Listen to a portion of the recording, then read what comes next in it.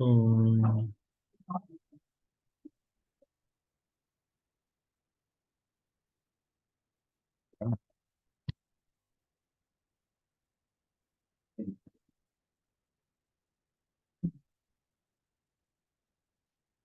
Today's 9/5, ninth month, fifth day. Ninth month, fifth day. And today we are going to be factoring by grouping.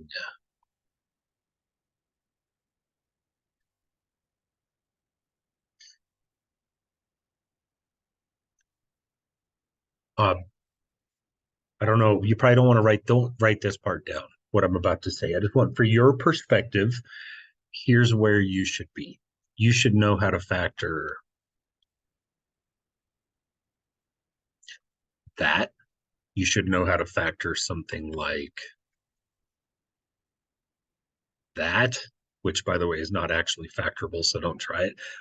You should know how to factor something like that. You should know how to factor something like that. Does that all sound about right? So this is what we've covered so far, is factoring basic quadratic trinomials, factoring trickier quadratic trinomials where there's a number in front, factoring differences of squares, and then also, of course, factoring cubes. So that's just a little bit of perspective for you as to where your learning ought to be right now as we move into today. So today we're going to learn a third method called grouping, and it has a really sort of specific instance or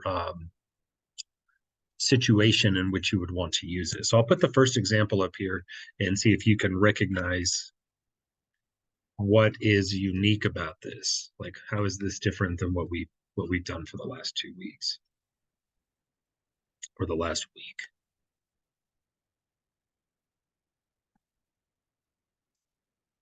It was interesting. I asked this question earlier, and I did not get the responses that I had thought that I would. So I'm wondering if you guys might have a different perspective.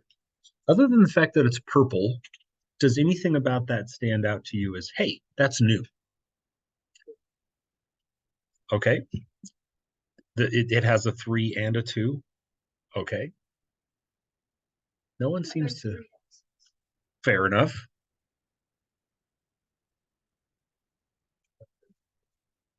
Yeah, I was wondering how long it would take. It took me really far into the day before someone finally noticed that. This is honestly the first polynomial I've given you that has 4 terms. And so for your notes, as trust me when I say this, in about a week, it's going to really start to get difficult in here when they all start to mix together.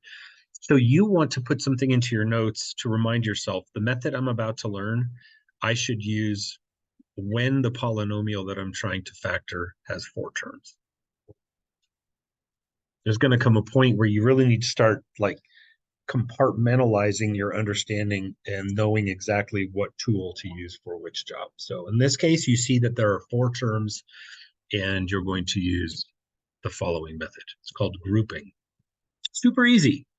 Like anything, once you get it, super easy. So we're going to do 5 examples. I think they all serve a purpose. I hope you don't get too bored. So the first one, step one, is this. We're going to take, and this is where it gets its name. We're going to draw a wall right down the middle, and we're going to divide the 4 terms into 2 what we call groups. So we now have the wall down the middle and the group on the left and the group on the right. Note the location of the wall, that it's immediately after 10x squared, but before the minus that goes with the 2x. That's important.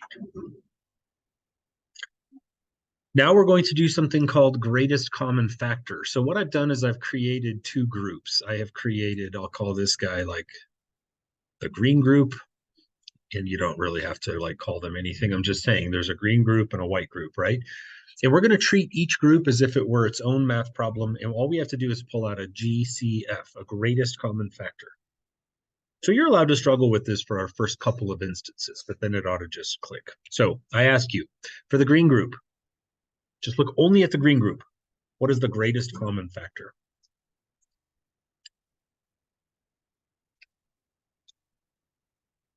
Are you waving at me or are you giving me a number? Or is that a hand? I think you went like this. Are you waving at me? Yeah. What can 5 and 10 both be divided by? Good. So I hope we all agree that I can pull out a 5. I thought maybe you were giving me one of those. Now, what else do you notice that both of the terms have in them that they both willingly offer up to us to take? How many x's? Why only 2? You know what? In the bracket. Oh, I do. Oh, we might be having two different conversations here. Take a look at this x cubed over here, the one on the left. Do we all agree that x cubed is x, x, x? And we also, of course, agree that x squared is x, x, right?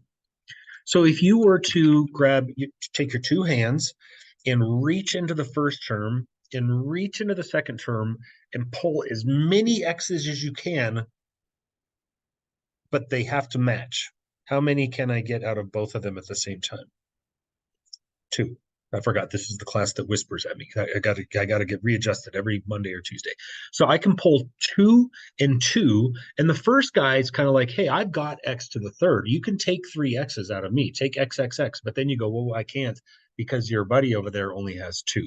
So what we're trying to do here is take the most that we can, but they both have to have it. That's called the greatest common factor. So when we pull out of the 2 in the green group, we're going to pull 5, and we're also going to pull x squared. Now the question is, I hope this is fairly simple basic math, fingers crossed. We're going to do the distributive property in reverse. So if you think about I can distribute, then you can undistribute. So if we undistribute 5x squared, if I take 5x squared out of the first purple term, what's left? Just x. And if I take 5x squared out of the second purple term, what's left? Just a 2. Because the 10 got divided. When you pull something out, you're actually dividing. 10 divided down by 5 is 2. And then there are no x's because there were 2, but we snatched them both in the process of GCFing. Any questions so far? We're now going to head to the other side of the wall and do group 2. The next step for you guys who take good notes is as follows. You must copy down the sign.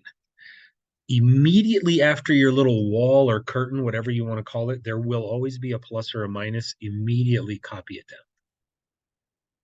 Because that's going to be what we're factoring out now of the second group. That tells us we're factoring out a negative, whatever it may be. And what can you pull out of 2x and 4? Just a 2. They don't even have any x's in common, but they do both say, hey, let me offer you up a 2. So we say, thank you, and we take the 2. And as before, we rebuild. If you can distribute, you can undistribute. What's left of the minus or negative 2x if we pulled out his negative 2? Just an x. And what's left of the minus 4 if we pull out a negative 2? It would be plus 2. And inevitably, we have to have the talk about why did you put a plus there? Well, think about it. Look at the white number. The white number that we pulled out was a negative. And negatives, when you distribute them, change signs. So, of course, conversely, if you pull out a negative, you also have to change signs. It's just division by a negative. But that's why the minus became a plus. Any questions so far? Sorry again to ask this of you. For some, it's obvious. For some, it's not. Do you notice anything worthy of mention?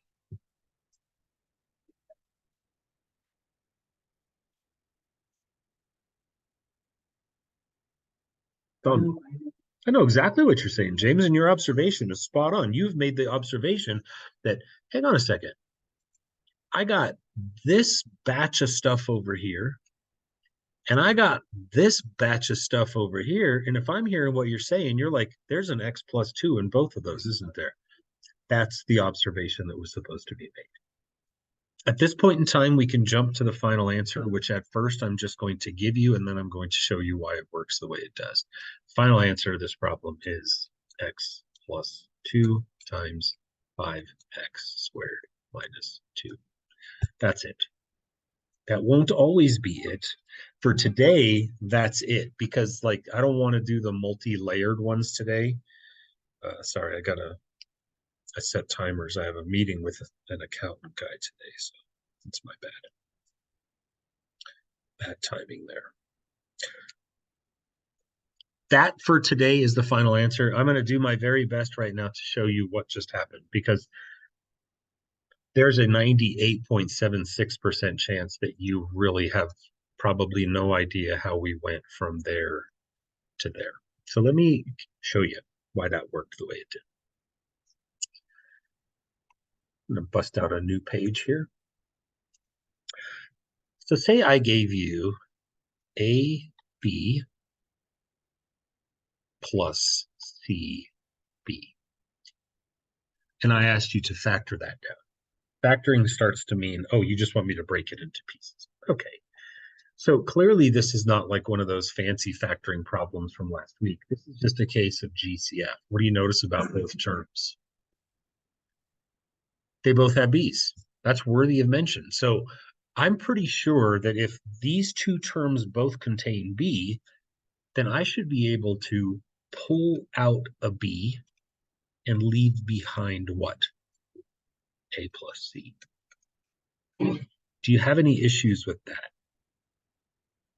It's just anti-distribution, right? Reverse distribution. Let's go again. Let's say I gave you 4K minus WK. What do you notice? They both have Ks. That makes K a common factor. So my logic kicks in and says, hey, if both of you terms have a K, then I'm well within my rights to undistribute that K from both terms. And then I simply rebuild by doing undistribution. What's left in the parentheses? 4 minus W. You see that all I'm doing is pulling out what we call a commonality, a common factor. If it's in this chunk and it's in this chunk, then it's a common chunk and it can be pulled out. Having said that, if I go back to this other page now, I would like you to try to get some buy-in with what just happened. So take a look at the step that's up there that starts with the 5, the green and the purple. I want you to agree that what I have underlined in red, here I'll even put like a box around it. This is just a chunk of junk, isn't it? Something times something by definition is just a chunk. That's one big chunk. And I can also take this other chunk and put a purple box around it. Do you see how there's something that's in both chunks?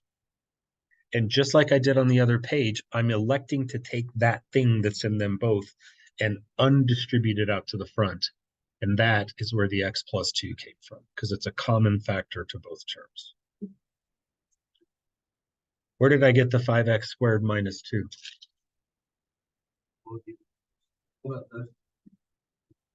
You did. I did. You're on a roll today, my man. I just took the leftovers. You're going to hear me refer to them as the leftovers. And I'm going to put yellow kind of bubbles around them.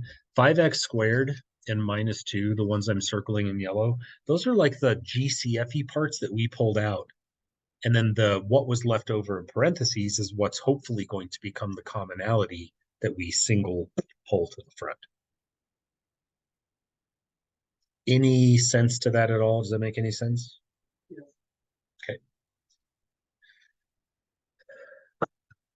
Okay. You can get through this if you don't understand how those last two lines make each other, but it's better if you have a sense as to why top guy becomes this guy. It just feels better. Next example.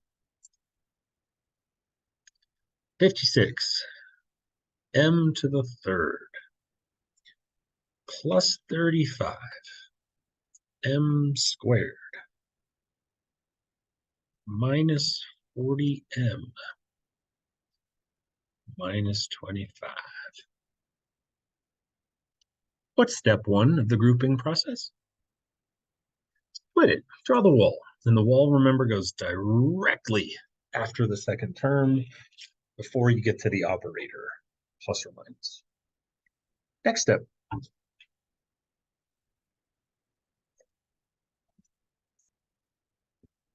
Greatest common factor. So we have the group on the left and the group on the right. Of the group on the left, what is the GCF?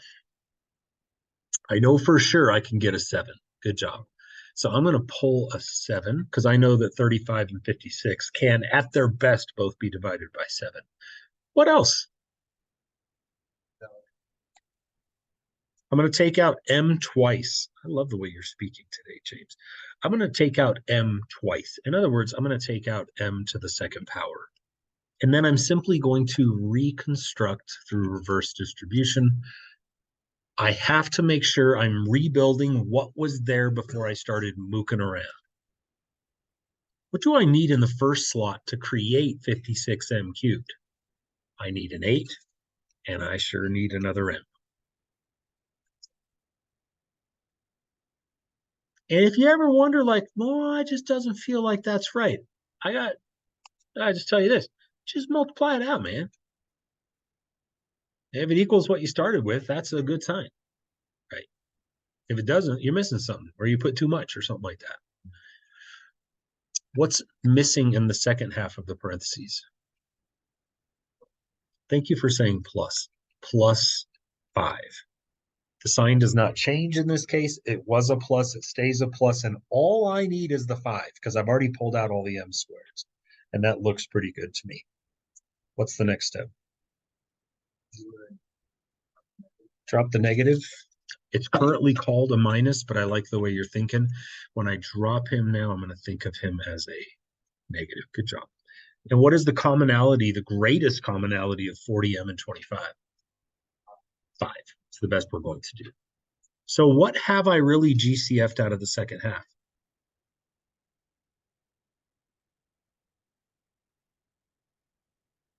Negative 5, right? Yeah. Now I rebuild. Just rebuild. What is missing from the negative 5 that he has to multiply by to make the negative 40M, 8M?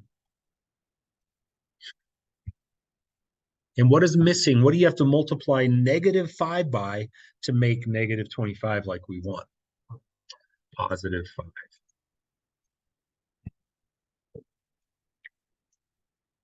Again, you notice that, hey, it worked again. It isn't always going to work. You can't go to take it to the bank and say, oh, Mr. Ayer said if it's got 4 terms, grouping will work. If anything's going to work, it's going to be grouping. But there are not all polynomials are factorable, just all the ones I'm going to give you while we learn this process. But if it's got 4 terms, grouping is your guy. Yeah. You do need to do the last part because if this part doesn't equal this part, then that means that the polynomial was not factorable, and it means we have to go down a different road. If you want to go down that road, yes. Everybody okay? I'm telling you, do not force the issue on this second one. Don't force it. Just let it happen and then examine if they match. That's my 2 cents. What's the final answer going to be? So commonality times leftovers. I hope your understanding of that process felt like it maybe went up a little bit on the second example. Now I'm going to change something here.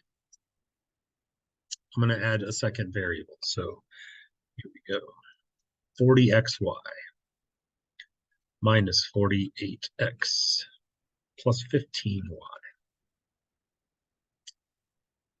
minus 18. Step 1.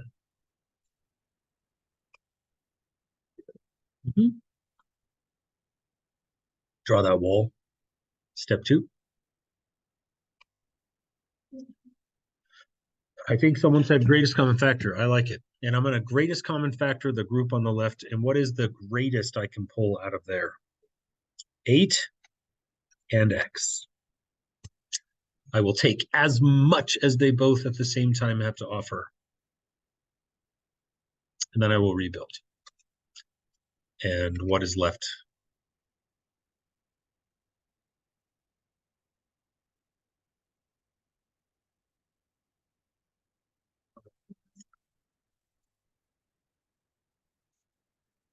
So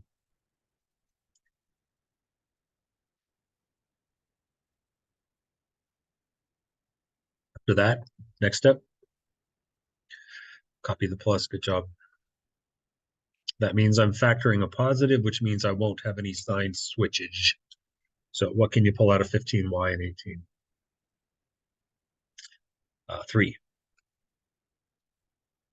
Which leaves behind what? Minus. Always read me a sign. Okay, pluses, minuses are key. And again, that just happened, and we examine and say, booyah, we got a match. That means this was a purposely factorable, groupable polynomial. And so our answer is commonality times leftovers. Good. I have 2 more examples. Each of them serves the same sort of purpose. They're very interrelated, but I want to hit them both, and then I'll be done. And you may use the rest of the time to probably finish your assignment, like with time to spare. Oh, by the way, we still have to grade. So don't let me forget after I stop the recording. We still have to, I think, put the answers up and grade assignment number 3.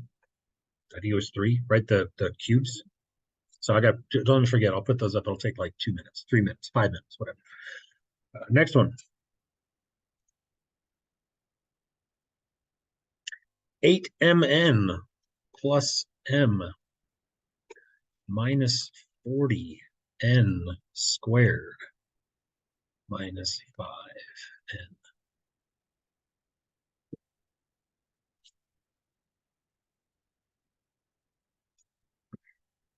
So let's say it's 2 weeks from now and I'm taking the super hard factoring test. What makes me look at this and say, hey, use grouping? What's my cue? Nope. 4 terms. The fact that there are 4 terms means, okay, this is a grouping. So step 1 of grouping, draw the wall. Step 2, GCF the left. What is the GCF of the left? M. That's what I'm going to do. And what does that leave behind?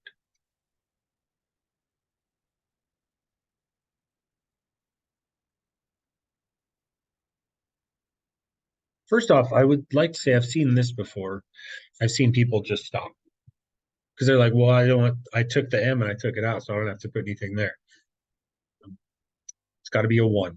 1 serves a purpose. It's what we call a placeholder, in that you think about the power of, if you take this 1 now and stick it right here, and then watch what happens when you redistribute. If you take that M and multiply it through, then you're like, oh, that's why I needed the 1, because M had to have someone to multiply by to make that M up there.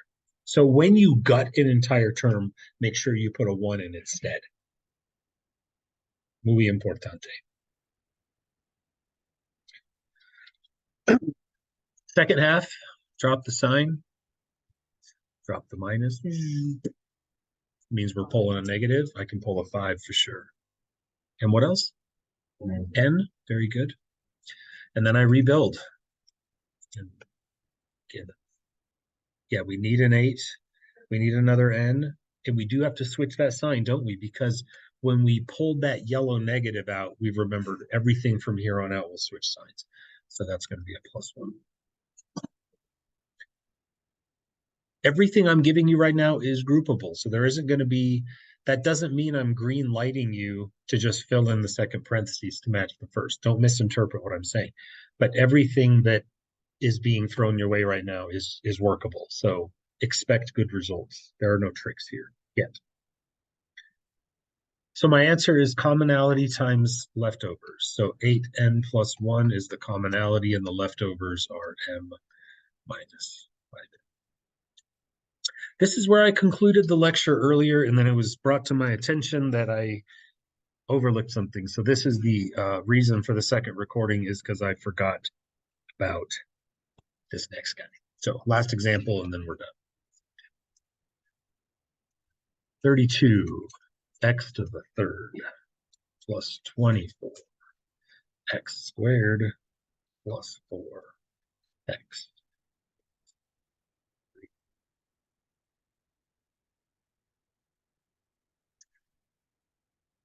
What is our visual cue to know that we should use grouping? It's got 4 terms. So we're going in. Step 1.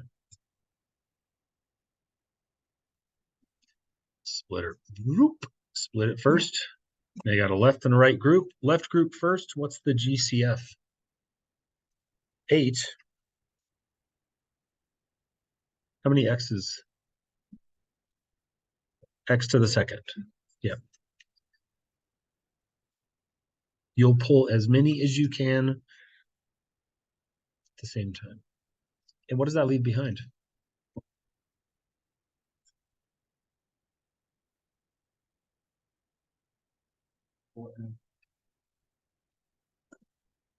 Bless you.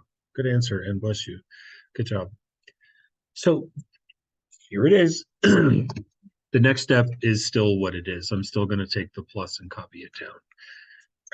What can you get out of 4x and 3? Nothing. We often say that, and we misuse that word, myself included. We misuse that word in mathematics. Is there something, I ask you again, that we can actually get out of 4x and 3? It is a 1. And normally I would say, don't waste your time. Like, who in their right mind is going to spend time factoring out ones? Like, what's the point? The point is that if we don't have something physically there, then the leftovers portion of our final answer is going to be a little bit awkward to construct. So when we quote unquote get nothing, we still want to acknowledge it as a 1. And then that's going to leave, of course, our second set just not changing 1 iota. Got it? So the final answer is commonality 4x plus 3 times leftovers 8x squared plus 1. Where we're headed with this is I look at this in purple as like the parent expression, and I view these, the red and the green, as the offspring. If that sounds weird, you can call them whatever you want. But the way where this is going to start to become more difficult is the offspring are going to produce more offspring. And then the grandchildren are then going to go on and produce more offspring. So as we start problems with a higher degree, when we take, say, like a grouping problem and we start it with a much higher degree, a higher exponent, then the offspring can become their own math problems that can then factor and so on and so forth. And that can happen with these. It can happen with quadratics, or not necessarily lookalikes and cubes. So do you guys have any questions? The assignment is on Canvas, as I figure you're hopefully used to by now. So let's get her done. Oh, I almost forgot. We got to grade that other assignment. So let me pop it up here.